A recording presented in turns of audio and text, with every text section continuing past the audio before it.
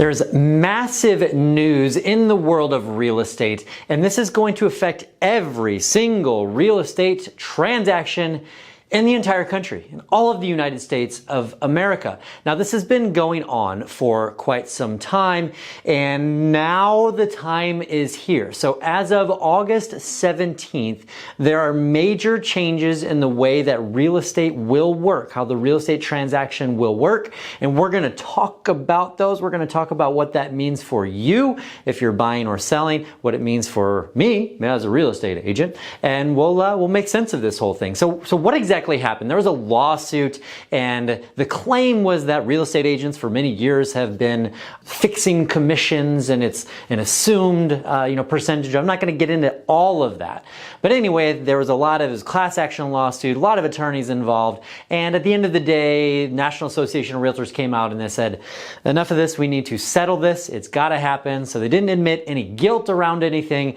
but they did settle this lawsuit so that it could be over with. Effectively. What is that settlement and what is the outcome here? So the settlement is a $418 million payout over multiple years that they're saying, hey, we'll settle for this amount of money. It's a lot of money, no question about that. But there's two other major components to this that will affect all of the real estate transactions moving forward. Now, one of the things that they had insinuated with this lawsuit is that it lacked transparency around compensation. And I've got opinions on these things, but they have done some things to actually make transparency worse for whatever reason. So number one is that the buyer's broker compensation is going to be removed from the multiple listing service, the MLS. That is going to be completely removed. Now, in the past, how this would work is that a seller or a listing broker would sign a listing agreement with a seller. A seller would offer a commission that they chose. It wasn't required they had to put a certain dollar amount in there, but they would put that in, and then that compensation offer would be listed in the multiple listing service, in the MLS. Then every buyer's agent who was out there understood that this seller was willing to, or the listing broker was willing to cooperate, seller was willing to pay a certain commission to them so that it was very transparent what that commission would be. Now what they've said is, hey, this doesn't work for us, and we need to eliminate that compensation offer from the MLS completely. So you can't put what the buyer's broker is going to receive if they bring a buyer. You can't have that information out there. You can't even allude to that information out there. And so how does that make it more transparent? It's a great question. I don't really know how that makes it more transparent. And so now, the practical step that has to happen, because real estate agents are professionals who do not work for free, is that the buyer's agent is going to have to call or text or through some other means to figure out what the compensation is going to be on every single listing in the MLS, because that is not available to them. They can't see that anywhere unless it was a private website that has nothing to do with the MLS. We'll see if there's anything that comes of that. So it makes things less transparent. Yeah, and a lot more challenging around that front. Now, why is this important? It's important because the second component about what the change is that every single transaction, every single buyer, every single person, every single time that a potential buyer wants to see a home with a real estate agent, it is required that they have what's called a buyer representation agreement, or otherwise known as a buyer broker agreement, that is signed between the buyer and the buyer's broker. It's got to be signed in advance. They can't go to the first home, hey, sign this piece of paperwork, and that's that. And what this document does is it outlines what the compensation is to the buyer's broker when the buyer successfully purchases a home. And so I like that. I mean, that adds transparency to things. This was not a requirement previously, and I'm in the state of Florida, and in the state of Florida, it's presumed that an agent is a transaction broker, and a lot of times people did not have buyer representation agreements. They've been around forever. It's just they didn't require that that was something that people had. A lot of agents already have their clients do this, so that if they put in a lot of work for them, that they would expect compensation at the end of the day. I think that sounds fairly reasonable. So now what happens is that this is going to be a predetermined amount that the agent is going to get compensated. That's up to between the buyer and the buyer's broker, and that's agreed to. So the practical sense of what has to happen now is that becomes a conversation as part of the real estate transaction much more than it had in the past. So now, let's say, for example, there's the seller can offer compensation. Many sellers will offer compensation to a buyer's broker.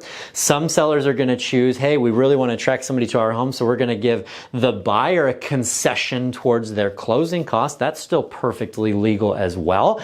And so the buyer's agent, buyer's broker commission could be a concession, or the seller may come back and say, I'm not going to do anything. I'm not going to offer any kind of compensation. Well, now what has to happen in the conversation as far as the offer goes, the professional agents out there will work to make this part of the negotiations. So they are going to say, hey, based on the fact that this seller is offering X amount of compensation, you're on the hook for Y. We've got to figure out how to, bridge that gap. What if we made an offer that part of the offer? That's certainly possible.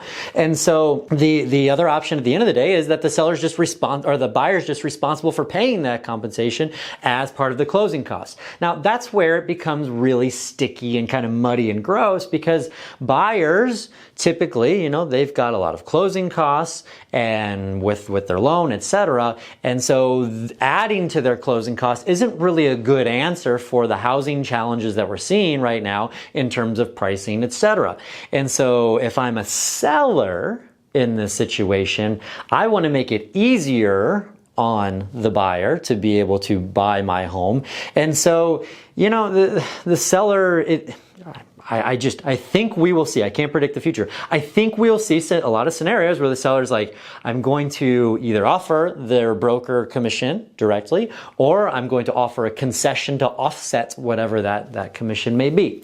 Now, at the end of the day, how is this all going to shake out? The real answer is, I don't know. I do know that there are great agents and there are not so great agents. I do know it's like any other profession. You've got great doctors, you have not so great doctors. You have good attorneys, you have not so good attorneys. And the same applies in real estate. And so this has the potential of shaking out some of the not so goods that are in the industry, because as a buyer broker, as a buyer agent, you're going to have to be able to prove that you can provide value to the client. The days of the lazy agent who, you can't get a return phone call, they won't text you back. There's not going to be a lot of incentive for the buyer to commit with a buyer representation agreement to that particular agent. And so I think the days of unprofessional agents is maybe something of the past. I hope that it's something of the past. Time will tell as far as that goes. But I also think it's an interesting opportunity for the professionals to shine with the value that they're able to provide. Now, what does it mean for you as the consumer? You should expect that a professional buyer's agent is going to require you to sign an agreement prior to you stepping foot into a home. And by the way, that also includes if an agent is going to do a virtual showing for you, that also is inclusive in this settlement, that needs a buyer representation agreement as well. So you should expect that if you're looking to go see homes with an agent, that you have to sign that document. If you go see homes with an agent and they're not requiring that, well, that's a red flag number one, because it is going to be a requirement across the board, across the entire United States of America as of August 17th. Now, here's something that's very important that I think may help you in this, is that the terms of that buyer representation agreement, those are negotiable, and that can be different from broker to broker, but one of the more important components of that is the time frame around that. So the time frame, you don't have to commit to an agent for an entire year. You could do a short-term agreement that just gets, helps you understand, hey, I want to see these 3 homes and we're going to take this much time. Like, boom, this time frame is the amount of time that we need, and that's going to stipulate for when you show me these properties, if we move forward, like here's how this compensation all works, and that's all laid out and very clear for everybody. So I would say that's one of the bigger takeaways in all of it is I don't see a reason or a need to get into some very long-term relationship with a buyer's broker. So if you see somebody who's attempting to do that, that might be another potential red flag for you. But at the same time, it's sort of interesting in the industry because we used to have a scenario where somebody would go on Zillow, they see, contact agent button, they click that, they were interested in a particular home. They have this agent who shows up who they've never met before that's willing to pay Zillow the more money than any other agent. And, you got to wonder about that. Why don't they have more past client referral business? And that person may potentially get the sale. And so that scenario is one that, Zillow is trying to figure out how to work through those things, but like they were committed to that agent. Now the buyer should do some more due diligence about the agent prior to the, hey, I'm just going to go search online and then click a button type of a scenario, because you're more committed to the agent at that, at that time when you sign an agreement with them. So I think it's a really good thing for the professionals who know what they're doing. I believe that will be good, and I think that'll serve the consumer really well also. Now, here's one other interesting caveat to it is that whatever that agreement stipulates around the compensation, the buyer's broker is not allowed to actually take additional compensation around that. So from time to time, we'll have motivated sellers who are out there, including home builders, who will offer bonuses to agents to, sell a spec home or something along those lines. And if that's not in the agreement that the agent or the broker would be able to accept that bonus, then that bonus would go to the buyer. So that is a pretty significant change from my perspective. That's a big change. And that's something that could benefit buyers and add some clarity around the compensation from that perspective. But I'd love to hear from you. Like, do we think that this is a good change? Do we think that this is convoluted, going to make things more difficult? Please let me know in the comments below. And as always, thank you so much for watching. You have a blessed day.